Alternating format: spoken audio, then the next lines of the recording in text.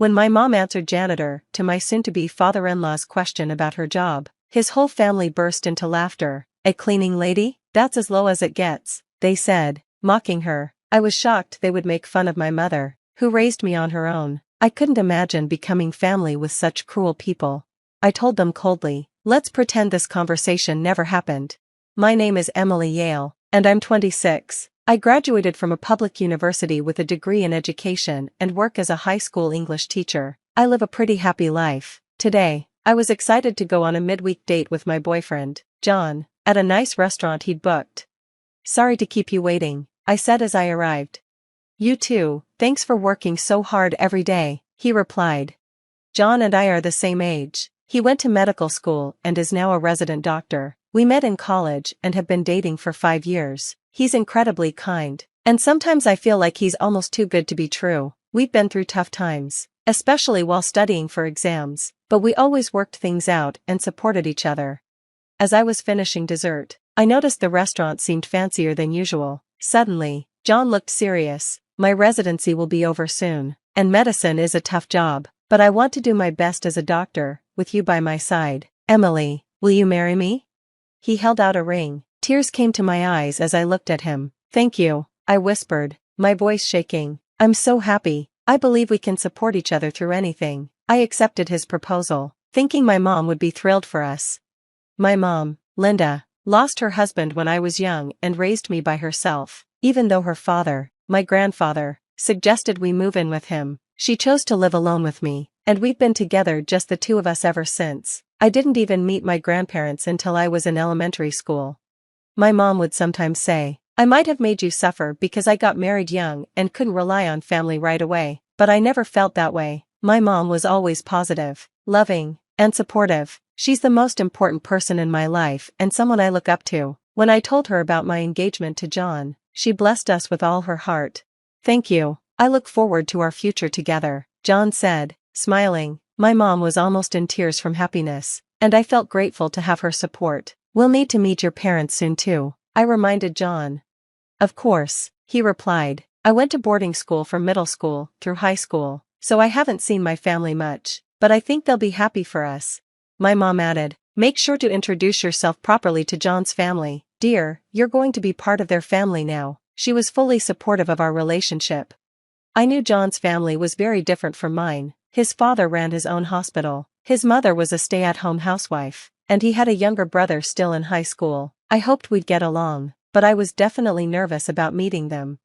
"Don't worry," John assured me, "I'll arrange a place for us to live after we're married."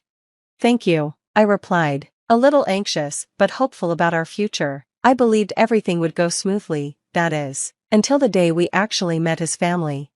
2 months later, we met at a fancy restaurant in a private room. John's parents and younger brother arrived a little late. When they entered, John introduced everyone. "Nice to meet you all. This is my mom," he said. "My dad runs an internal medicine clinic, and my mom is a full-time housewife. And this is my younger brother. He's a senior in high school." His parents were dressed elegantly, as I expected, but his brother looked like a bit of a rebel, with brown hair, a messy school uniform, and his eyes glued to his phone. After the introductions, John began, "I'm planning to marry her." But his father interrupted gently, stroking his mustache. "First, let's get to know her family. If we're joining families, we need to understand her background and character." His mother also studied us closely, her eyes sharp. Then she asked, "And where's your father today?"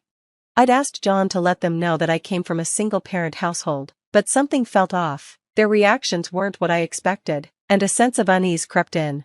"My father passed away when I was young, and my mother raised me on her own," I explained. John's younger brother wrinkled his face in exaggerated disgust and muttered, "Really? A single-mother household? Unbelievable."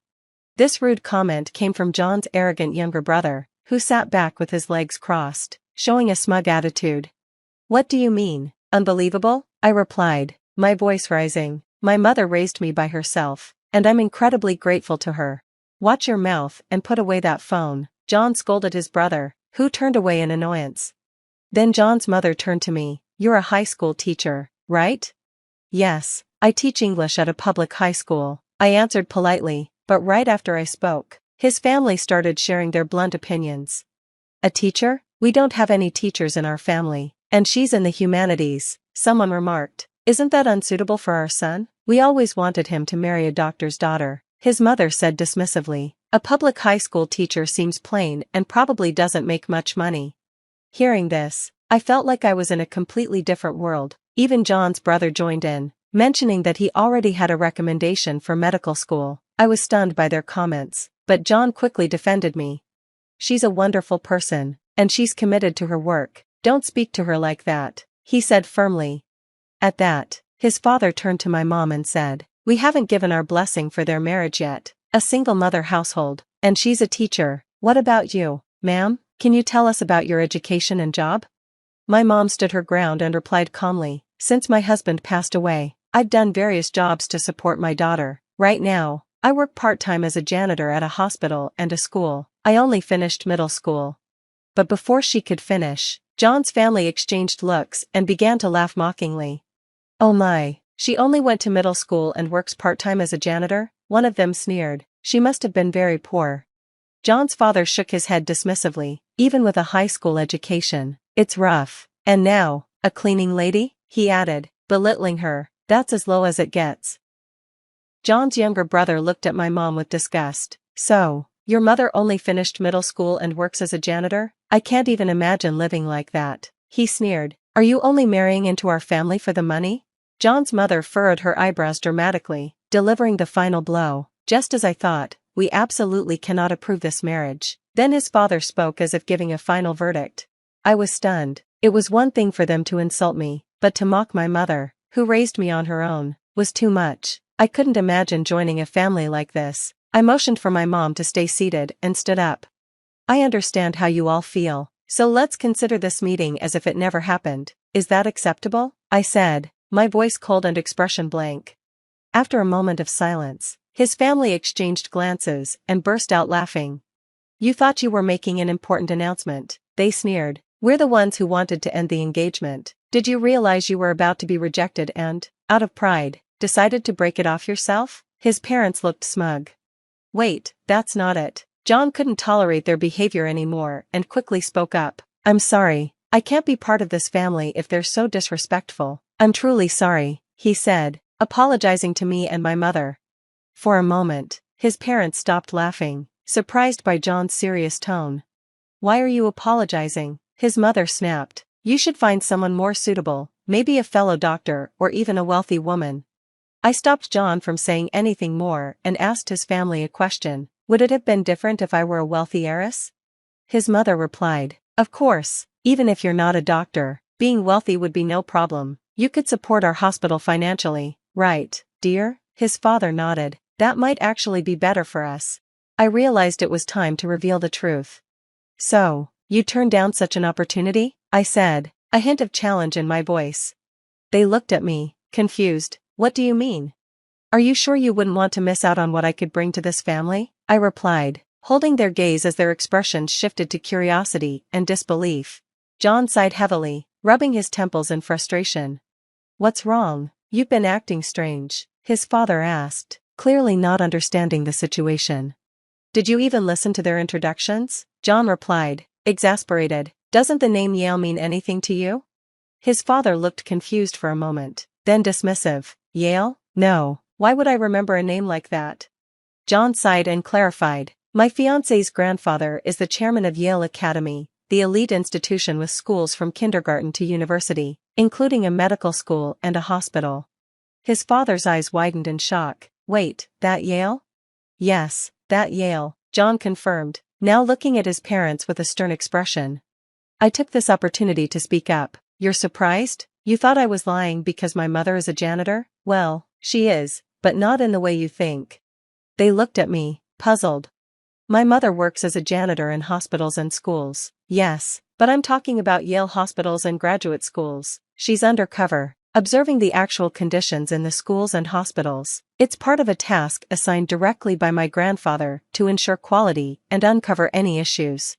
His parents were stunned. They exchanged worried glances and stammered. Why didn't you tell us something so important earlier? Maybe you would have known if you'd actually listened to what I was saying instead of making assumptions. I said coldly, but it's too late for that. You insulted my mother without knowing the full story. Then I added quietly, by the way, my mother didn't leave school because of a lack of ambition, she had to drop out of middle school due to poor health as a child. My mom has a brother who carries on the family line, so when she was young, my grandfather prioritized her health over education. After middle school, she moved to the countryside to rest and recover. While living there, she met my father, and they fell in love. My grandparents had wanted her to marry into a prestigious family, so she had a huge argument with them and left to start a new life with my dad. They lived independently, without support from her family. When my father passed away, my grandparents suggested that we move back with them, knowing my mom was raising me alone, but my mom was too proud to go back right away. She felt guilty about how she'd left. Over time, though, they started reconnecting. My mom even changed her last name back to Yale, to help give me a stronger future. John's younger brother looked shocked and speechless, so I turned to him and asked, I heard you got recommended for medical school, which one? The unexpected question caught him off guard. Vassar College, he stammered. At that, his mom suddenly looked nervous, realizing something. Vassar College is a sister school to Yale, she said quietly. If today's events were reported, your admission recommendation could be in trouble, right? John's father tried to brush it off, but in his flustered state, he accidentally admitted, we paid a little extra to help him make up for his grades. There's no way that can be revoked now. Both John and I reacted in shock. Dad, you bribed someone for him to get in? John asked. No, that's not what I meant, his father stammered, clearly rattled. His mother and younger brother were looking pale. I continued, the president of Vassar College is my uncle. If I report this, I'm sure he'll investigate. His mother, her face turning red, snapped, you don't have the authority to make threats like that. No, I don't, I replied calmly, but I've already been offered a position to eventually work at Yale. I'm currently teaching in a public school to gain experience, as a condition for that role. At that, her tone softened. Oh, let's not dwell on the past. Can't we just let bygones be bygones? Let's not let a misunderstanding ruin a good thing, she said, trying to smooth things over. His father quickly agreed. Yes, John is the future heir to our clinic. He needs our approval to marry. You want to marry John, don't you? Even his brother chimed in. Yeah, just let them get married and promise not to report anything about me. The three of them, his mother, father, and brother, were now practically begging me to overlook their behavior, desperate to keep things quiet for their own gain. John stood up, furious. I don't need your permission to get married. I'm cutting ties with all of you. His family stared at him, shocked. I always thought you were stuck up because you're from a family of doctors, but I never imagined you'd act like this during an important first meeting with my fiancé. I'm ashamed of how you spoke to her and her mom, and bribing someone to get my brother into med school? That's disgraceful. Wait, what are you saying? His mother stammered. I don't consider you my family anymore, John continued firmly. I'm marrying her, and we'll be happy together. Stay out of our lives for good. The parents panicked. So you're saying you're not going to take over the clinic? But if your younger brother doesn't get into medical school, we won't have an heir. John shook his head. I don't care. I have no intention of taking over. After graduating from Yale, I was offered a position as a surgeon, and I plan to work in a hospital, not at your clinic.